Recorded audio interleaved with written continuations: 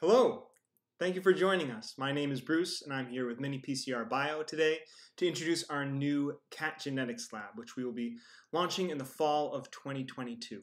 The cat genetics lab is part of a few new products that we have where we are looking to extend accessibility to biotechnology to even more classrooms, especially classrooms with fewer resources, introductory classes, and middle schools. So with that, I'm going to go ahead and get going. If you're familiar with miniPCR Bio, you know that we make biotechnology equipment. We make equipment that increases accessibility for the lab, for the field, and especially for the classroom. On the curriculum team, we see it as our job to give you teachers excellent activities to do with that equipment, because we understand that the best equipment is worthless if you don't have meaningful activities to do with your students. And so that's what we're going to be talking about today.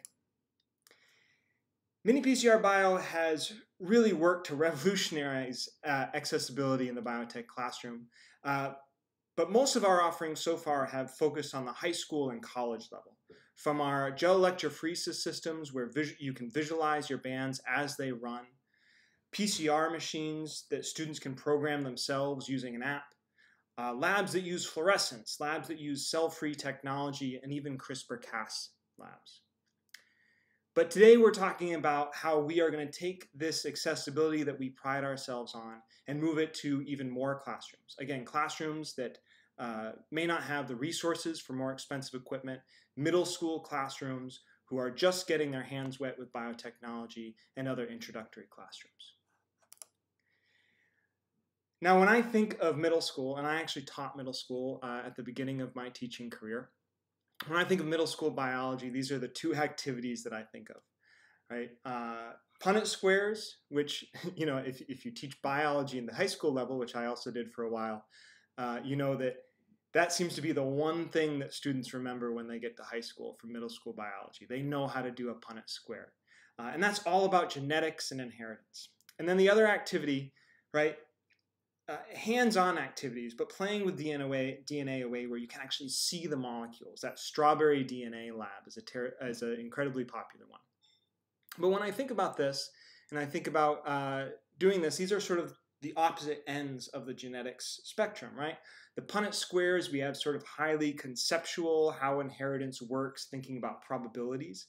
And then on the strawberry DNA, we have the look at the molecule. What we want to do today is think about how in an introductory way we can connect these two concepts in a hands-on, meaningful activity. Take students from the conceptual to the molecule itself and see how they actually link. We are going to be doing that with a system that we call Bandit. Bandit is an electrophoresis system that we've designed for introductory classrooms, and again, classrooms with perhaps less resources. Bandit is a build it to understand it system. And what we mean by that is that the system comes as parts and students put it together as sort of a STEM activity. In building an electrophoresis system, students can see how the different parts work together. They can really understand how electrophoresis works, and so they can get beyond just the very basic looking at results and really understand how the system works with DNA and other molecules. We think of this as a sort of STEM approach, and in that way, Bandit can be used to teach introductory concepts around physical science, thinking about properties of molecules, charge, electric fields, and how molecules react when they're placed in an electric field. And if you teach middle school science, you know that quite often you're teaching those physical science concepts in the same year that you're teaching introductory genetics concepts with DNA. And so then students can take those concepts that they've learned in physical science and apply them to the biology concepts they're going to learn later, things like inheritance and genetic identification. And they can use the same system to do it. So when you actually get to that, separating DNA by charge, which is what we'll be talking about a lot today, separating DNA using charge to separate DNA by size, which we'll be talking a lot about today. Students really have the conceptual understanding of why it works, how it works, and what they're doing. We are going to do that today using a lab based on cats, because who doesn't like looking at lots of cat pictures on the internet? Our goal today is to use gel electrophoresis, just one of the fundamental tools of biotechnology. And in doing that, we're going to connect genotype and phenotype, that sort of like essential genetics concept, that the underlying genes are what controls the traits. And in doing so, we are going to try and link that classic Mendelian inheritance to the actual DNA molecules and to modern understandings of how DNA works in a real hands-on activity. So what we're really talking about today is how traits are inherited. And when we're thinking about this, right, we have the real classical way of thinking through Punnett squares, but we also know that DNA and inheritance is not just passing on capital and lowercase letters. We're talking about when we look at cells, when we zoom into that down at the cellular level, every cell has chromosomes. These chromosomes are physical structures that contain the DNA. We can zoom in on the DNA and see that there's different genes work together to make traits, and down all the way down to the level of the base pair, there can be variation that leads to variation in traits. And that's the connection that we want to make today. How does this DNA lead to variation in traits, and how are those traits then passed on? And how can we use biotechnology to visualize that and understand it? So we are going to do this in cats, and we are going to use a trait called white spotting. So in cats, you can see here, the cats on the left here have clearly some apigmented fur, some large blotchy white spots, while the cats over here do not. All right? This is a classic simple Mendelian trait that people have known about for a long time, because people have been breeding cats for a very long time. And today's goal is to look at these different cats, some with white spotting, some with no white spotting, and try and connect the white spotting trait to an underlying genotype. So white spotting in cats is a simple Mendelian trait. And we're going to go through what that means right now and sort of just set a little bit basis for common vocabulary and make sure we're all on the same page. So what I mean by that, we'll step back. All cats have a gene that controls white spotting. Now, to be really clear, that gene is not a gene for white spotting. It is a gene that does other things in the cell, but variation in that gene can lead to whether a cat has white spots or not. Now, cats, like all diploid organisms, they have 2 copies of every chromosome, which means that they have 2 copies of that white spotting gene. And we call the different copies different alleles. Now, cats may have 2 of the same alleles for white spotting. They may have 2 different alleles. We don't know. We'll have to figure that out. For the white spotting trait itself, we know that there are 2 versions of this gene. So we say there are 2 alleles for white spotting. There is a white spotting allele, an allele that leads to white spotting, and a no white spotting allele, an allele that leads to having a more uniform coat. We know, again, this is a simple Mendelian trait. People have been breeding cats for a long time. So from that, we know that white spotting is dominant, and we know that no white spotting is recessive. Now, when we talk about alleles, genes and alleles in a more classic Mendelian sense, often we will assign a letter to them. Often that letter will represent the gene in some way, so like W for white spotting. But it's good to have a letter that is different when it's capital and lowercase, because we're going to be using capital and lowercase letters. So what letter you choose is actually a little arbitrary. For today's activity, we have just used the B allele. We're calling white spotting the B gene with 2 different alleles, because B is easy to tell the difference at capital and lowercase. So B, big B, capital B here, that is the white spotting. And the no white spotting is the little b. So if we look at these cats, we are going to talk about their phenotype. Phenotype is what the trait that we see. There's two possible phenotypes. The cats could have white spotting, like these two cats have, or the cat could have no white spotting. Okay, so those are the two possible phenotypes, and we know that phenotype is controlled by genotype. When we think about genotype, there are three possible genotypes that these cats could have that are going to lead to the two different phenotypes. If we look at this first cat, it could have a big B allele, and the big B allele means that it will have white spots. And then that second allele could also be a big B allele, and that would lead to a cat with white spots. If we look at this cat all the way on the right, we know that it has no white spotting, so it must have a little B allele. And because the little B allele is recessive, we know that it must have two little B alleles to have no white spotting. Finally, we have the cat in the middle, and the one other option is we could have one big B allele and one little B allele. One little B allele. Because white spotting is dominant, having just one big B allele, it doesn't actually matter what the second allele is. So a big B, little b will also lead to a cat with white spotting. Now our goal today, we know this classical genetics version of this story. And we can use this to do Punnett squares, and we'll do that in a little bit.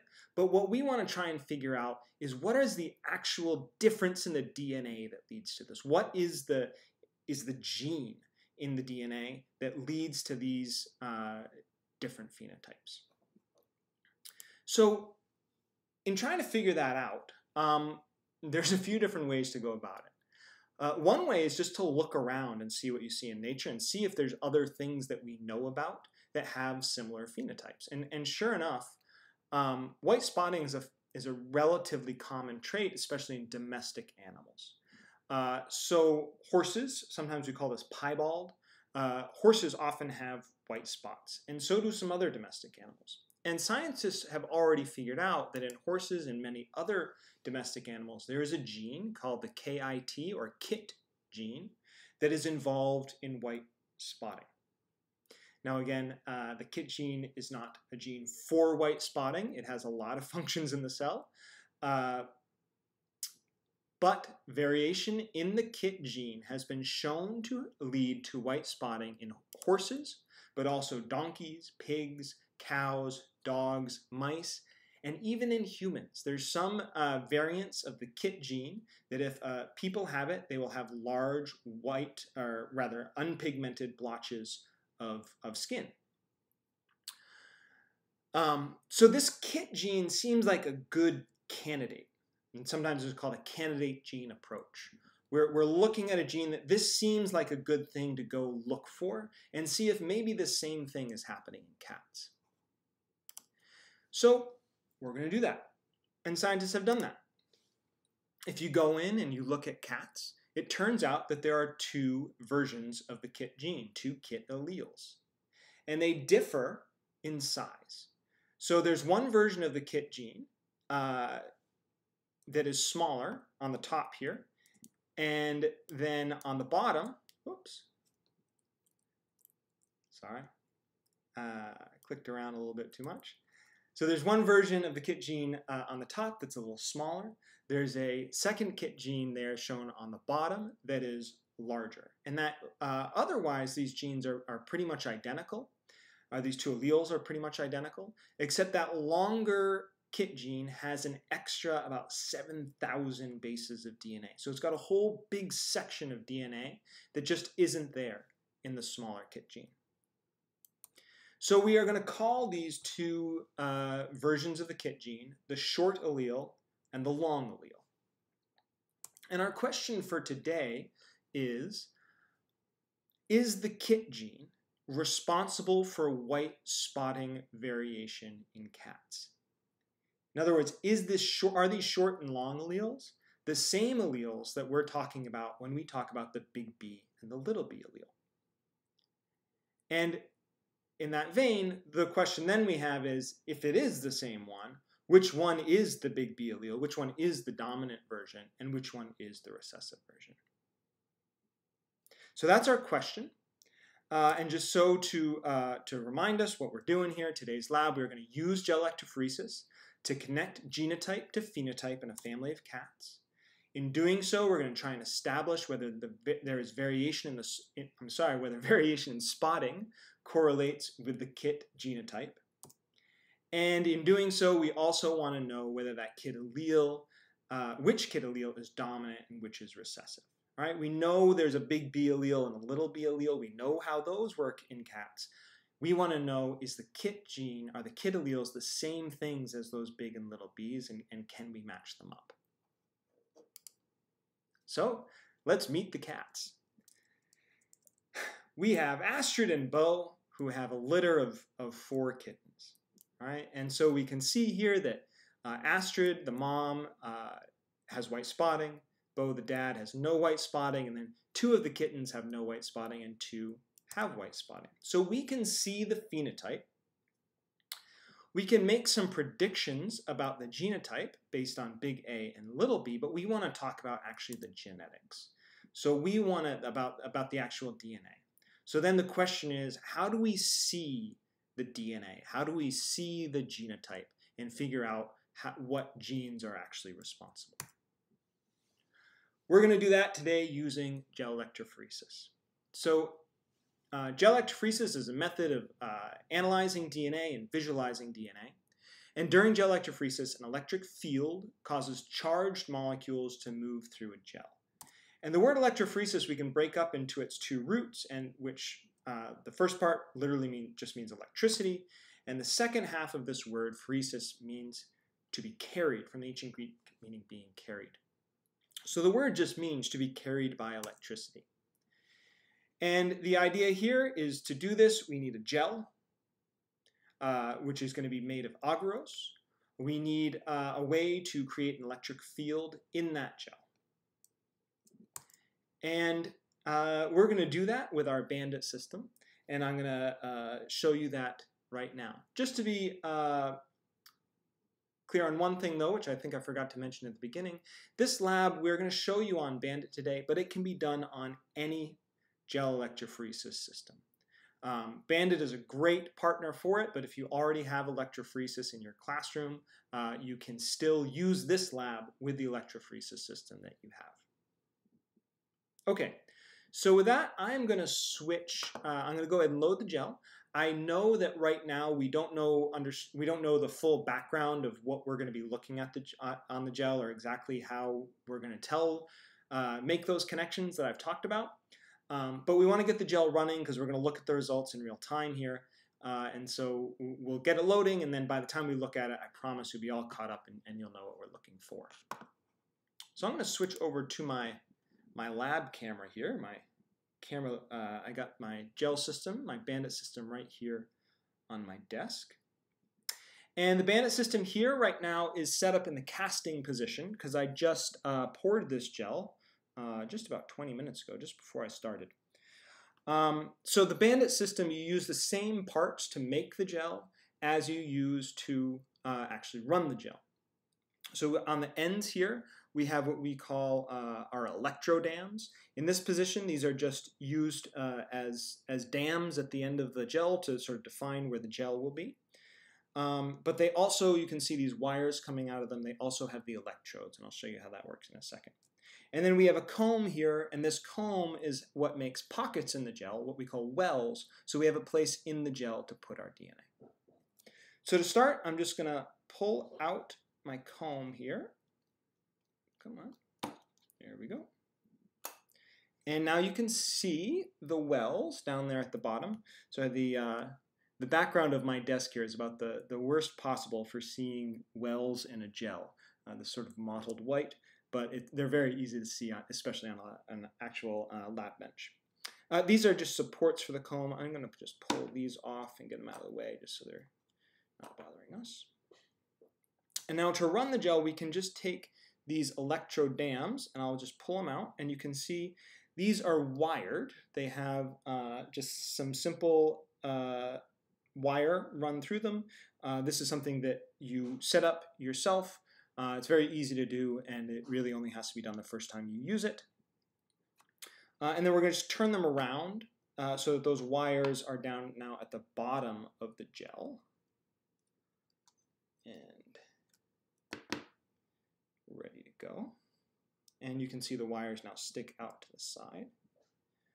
I'm now going to add 30 milliliters of TBE buffer to fill that up. I actually don't even need 30, that's plenty right there. I guess I just add about 25 there. And now I'm going to go ahead and load my gel. So the Cat Genetics Lab is going to come as these pre-aliquoted tubes. So when you get the lab, it's going to come with 8 strip tubes. You'll be able to do this with 8 lab groups, and each strip tube will have 6 samples already set up and ready to go. So there's very little teacher prep for this.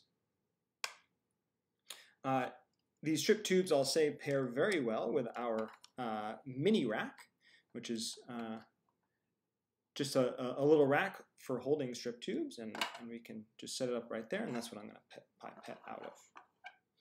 So there's 6 wells in my gel, and I have 6 samples. So I'm going to go ahead and load that. I'll just show you also, I'm going to use this. This is our fixed volume micropipette. It's just a fixed volume 10 microliter micropipette. And these are great if all you're ever doing is loading gels. These are terrific because they cost just right around 10 bucks a piece, so they're quite affordable. They're very easy to use, and what I really like about them is that they look and feel like a regular pipette. So if you train students to use a pipette like this, when they move on to variable volume pipettes later on in their biotechnology career, they'll know how they work, and they'll be familiar with using them. All right, so I'm going to add 10 microliters of each sample to my gel. So I'm going to pick up 10 microliters here. The first one is Astrid. And again, it's very hard to see the wells on this gel. It's much easier if you're on a dark surface. But what's one thing that's great about the Bandit system is that their combs are very large. You can see here the combs, so the wells end up being quite big. So for new users, you have a terrifically large target. And if you know new users of pipetting, you know, middle school students and students in intro bio, hitting the well of the gel can be very difficult. So giving them a nice big target is quite helpful. All right, so we've added Astrid, Bo. Now this is Kitten, Kara. Again, just 10 microliters of each one.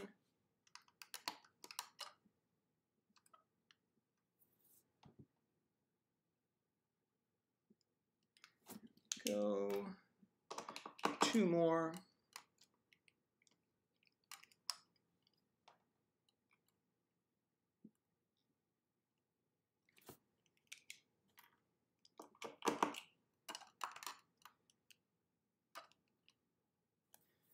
And there we go. We've now loaded all the cats in, all the cat DNA. And we're ready to run it. So to run it, we have these alligator clips that are connected to a power source. Now this power source you plug right into the wall. So if you're familiar with, this system may look a lot like some maybe battery-powered electrophoresis systems you may have seen or used before. It does look like that. This plugs right into the wall though, so there's no throwing away. There's no expensive batteries, having to buy them over and over again, and that you don't have to throw them out. So we just attach these alligator clips onto our electrodes, and it can help to just, I like to just put it on and just twist it on there a little bit to make sure that we get a good connection. We want to make sure that the samples that we put are up on the black side towards the negative electrode, and they're going to run towards the red. I was taught that you run for the roses. And again, what we just added here is a dye. So we're not using real DNA in this lab. We're simulating separation of DNA using dyes. But what is so great about that is that it makes the system that you can use so much simpler. we don't need a stain to stain the DNA. We don't need a visualizer to visualize it. And we can see it run in real time. So we can watch this DNA separate, and we'll be able to see results within 10 minutes. We'll get a nice looking gel in about 20. All right, so this is all connected. I know that it's running because if you just look up here, you can see bubbles coming up. Those bubbles tell me that current is running through here. And I'll just also note some people get a little nervous. As I said, this is just a power source plugged into the wall that we've connected. It's quite low voltage. It's safe. There's no concern about touching the electrodes while it's running. It's perfectly safe to use. All right. So with that, we're going to come back and check on this in about 10 minutes. And in the meantime, I'm going to tell you about the rest of the science behind our cats. All right. So let's meet the cats again. We have Astrid, Bo, Kara, Diego, Ezra, and Freya. We said that white spotting is dominant, and we said that the big B allele is white spotting and the little b allele is no white spotting. So from this, you can do your classic Mendelian activities that you've always done, thinking about Punnett squares, thinking about pedigrees, and we can start right now by doing that together. So if we look at this family, we can draw our pedigree here, and we can start to fill in the things that we know about these cats, right? So if big B is dominant, as I go across, well, Astrid has white spotting. So Astrid must have the big B allele.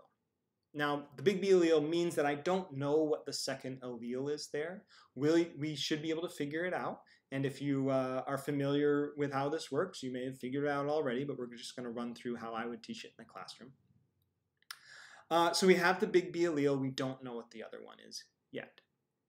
Bo, we know, has the recessive phenotype, and Bo, that means that Bo must have two little b's, because the only way that you can be a cat with no white spotting is to have two little b's. That means that Kara and Diego must also have two little b's because they also have no white spotting. And Ezra and Freya, like their mom, must have a big B, at least one big B, and we don't know what the other one is yet. All right, but we can think about what the other one might be, and we can test those hypotheses making a Punnett square. So let's say that I think that perhaps Astrid, well, I can fill in, I know what Bo is. Now let's say maybe I think that Astrid is a big B homozygote. Well, if we do that, we can fill in our Punnett square, right? We can, carry the B's down, carry them across, and as we fill this in, if Bo is a little b homozygote, if Astrid is a big B homozygote, and we do that cross, that would tell us that 100% of their offspring should be big B heterozygotes. That means that all of their offspring, if this were their genotypes, would have white spotting. Now, just all you have to do is look over there, and that is not the case. So this cannot be correct. All right, so we'll try another option. We know Bo must be little b. Well, what if Astrid is big B, little b?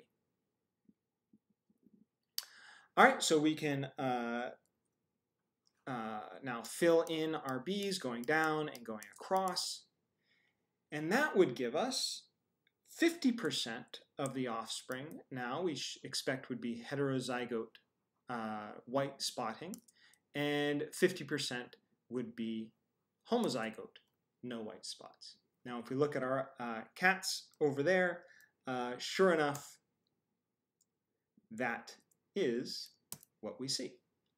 So from a classic Mendelian sense, and this is all in the curriculum, your students can predict that this should be the pedigree that we expect to see. That Astrid, Ezra, and Freya are heterozygotes, big B, little b heterozygotes, Kara, Diego, and Bo should be little b homozygotes. But again, we want to get to what is the difference in the DNA. So we think we know our alleles from the Punnett squares. Can we connect these alleles to the KIT gene? All right, we're going to do that using Agarose Gel Electrophoresis. So Agarose is an extract made from seaweed. It's a carbohydrate. And in our gel, as I pointed out to you, we put wells. This is how we put our DNA into the gel. So we need to get the DNA into the gel, and we made those little pockets by pulling out the comb to do that. Again, in this lab, that DNA is actually a dye, but that's going to simulate DNA moving through the gel in an authentic DNA experiment. We would fill that well up with DNA of potentially different sizes, and DNA all is negatively charged. All DNA has a negative charge. And that's true about the dyes that we put in there as well. So with a negatively charged molecule in those wells, that means that if we put electrodes, a negative electrode and a positive electrode on either end of our gel, we can create an electric field in the gel. And by creating that electric field, that should propel the DNA through the gel towards the positive electrode because the DNA itself is negatively charged and opposites attract. The gel itself, as I said, it's this complex carbohydrate, and it creates this complex web, this sort of net that the DNA gets pulled through. And as it gets pulled through this web, the DNA experiences resistance going through the gel. You can think of it like this. If we have two negatively charged molecules and one is bigger than the other, as it gets pulled through a complex matrix like this, a complex web, the smaller molecule is going to be able to move farther faster because it experiences less resistance, where the larger molecule will move slower and won't move as far. And this is how we can separate molecules by size using electrophoresis and specifically separate DNA. So in our gel, again, we're going to have everything. As I said, it's going to run for the roses. It's going to run towards the red electrode. It's going to move through. And then we'll zoom in and look at what we see here. Now, when we put in here, we're putting billions of DNA molecules in each well. And so as these move through as groups of billions of DNA molecules. But they're going to move through. How fast they move is going to be pretty regular based on size. And they're going to form these shapes we call bands. And a band it's just going to be the width of of the well, and it's going to run down in a straight line that we call a lane. So a band that has all long DNA is going to move through the gel slower, and so it won't move as far. Where a band that's filled with small pieces of DNA will move faster and will move farther. So by looking at this, I can tell that this band right here, it must be made up of smaller fragments of DNA because it moved farther faster, and the DNA that was larger did not move as far through the gel.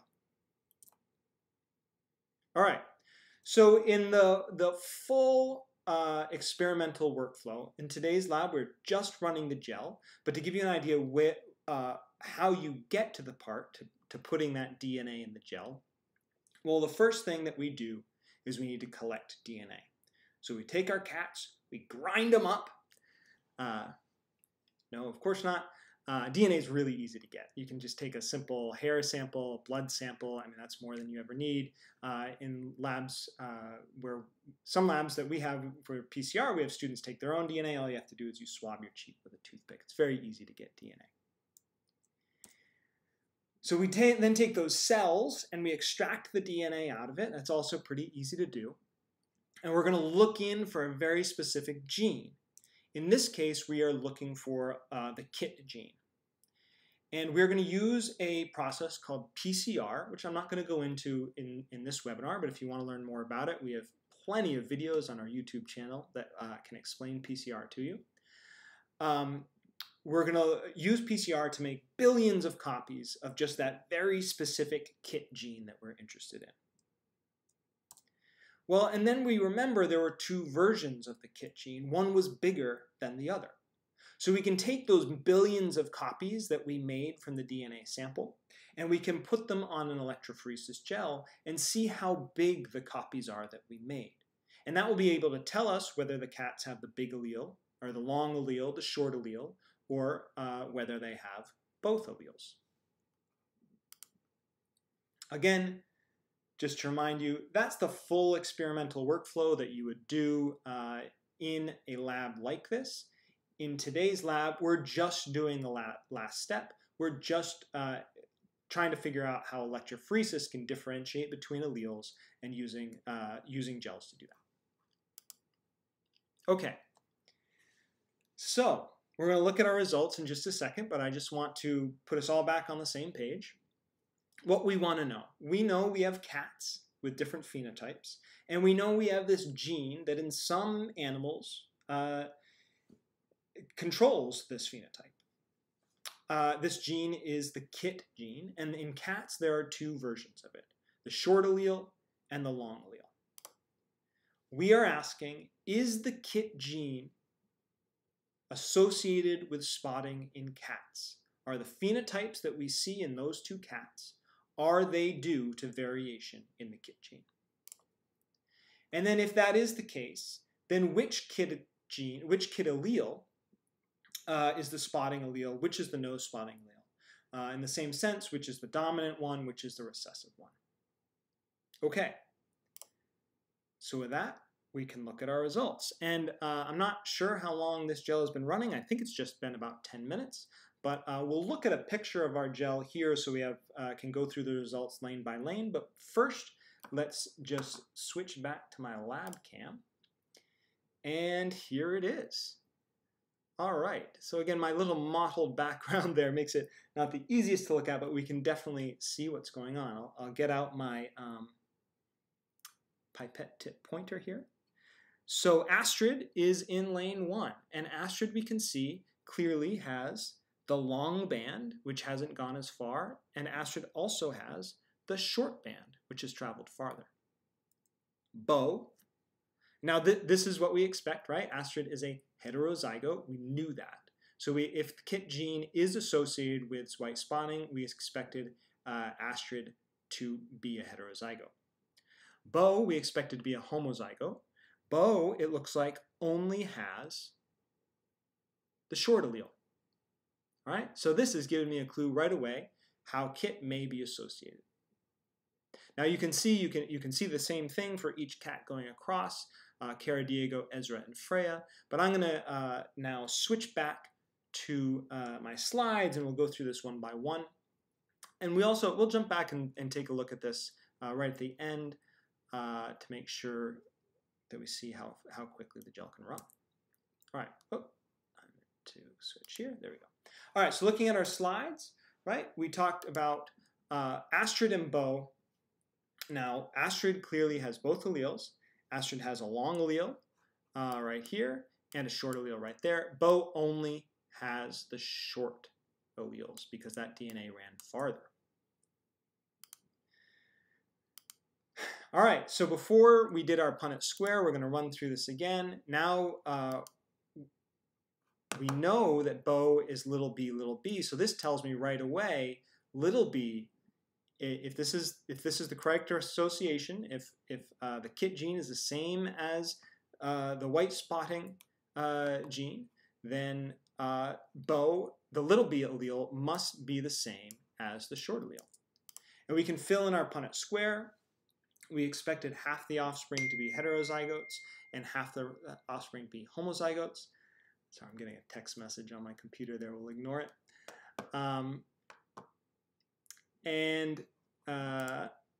We can go ahead and look at some more results. So Cara and Diego, again, we expected Cara and Diego to be homozygotes just like their dad. And if the KIT gene is responsible for the spot variation, then we should expect this gel to look also just like their dad. And sure enough, Bo has two short alleles. Cara and Diego also have two short alleles. Likewise, if we expect that the KIT gene is the same as the big B and the little b, then Ezra and Freya should have the same genotype as their mom. And sure enough, we see they are heterozygotes. So I feel very confident from this gel saying that these results line up exactly as you would expect if the KIT gene in cats is responsible for white spotting. And I can make the conclusion that the short allele is the same as the recessive little b no white spotting allele, and the long allele is the dominant white spotting allele. So that's the lab. Let's just sort of make all the connections together here in one last time, so we really get a handle on what we're trying to take away from this. All right. So now in one lab, you saw it took me 10 minutes to see results on that lab. So it's very easy to run in a period. In one lab, I was able to connect these ideas of whether this phenotypes of that we knew was from a recessive allele, no white spotting, or a dominant white spotting allele. We're able to now connect those to the underlying genotype in cats, this KIT gene, the long and the short allele. So we feel really confident now putting this together. The no white spotting is the same as the short allele in the KIT gene. The white spotting is the same as the long allele. And in that, we've connected genotype to phenotype. We've also connected classical Mendelian genetics. We're talking, about Punnett squares and pedigrees, to the very modern genetics. We're using biotechnology tools to talk about physical differences in DNA. And I'll just say, I know for students, to make that connection in a hands-on way is always so memorable. Especially you put gloves and pipettes in a middle schooler's hand, and they think they are a scientist like never before. And they are. They're going to be going through a true scientific process to make a conclusion and to argue that conclusion to you. So with that, I'll just say, biotech for all, right? We really are trying to increase accessibility with these products. The Bandit Stem Electrophoresis Kit, we are now selling for just $75. That's everything you see in that little illustration right there. A fully reusable electrophoresis kit for really any level. The dye electrophoresis learning labs that we're releasing, this cat genetics lab is one of them. We are looking to sell those for just about $65, and that again comes with the pre-aliquoted reagents for 8 lab groups, and that includes the reagents for making the gels, the agarose and the TBE buffer, any tubes that you need, etc. So really real biotechnology on a budget that that hopefully reaches classrooms that couldn't be reached previously. And also trying to take authentic science. While we're using dyes to simulate DNA on a gel, as the curriculum team, it's really important to us that the science behind this is very real. And so we want students to make those very real connections, and we're excited to make this available to you. With that, I'll just say if you're interested in Bandit, we have workshops where you can try it for yourself, through our Genes in Space program. So for just $25, you will receive a Bandit kit, a lab activity to do with it, and we will do a full virtual online training through Zoom where you can run the lab and learn how to use it and learn how to teach these concepts. We're having 2 sessions for this in the fall and also potentially one this summer. If you are interested, please just email outreach@minipcr.com to register.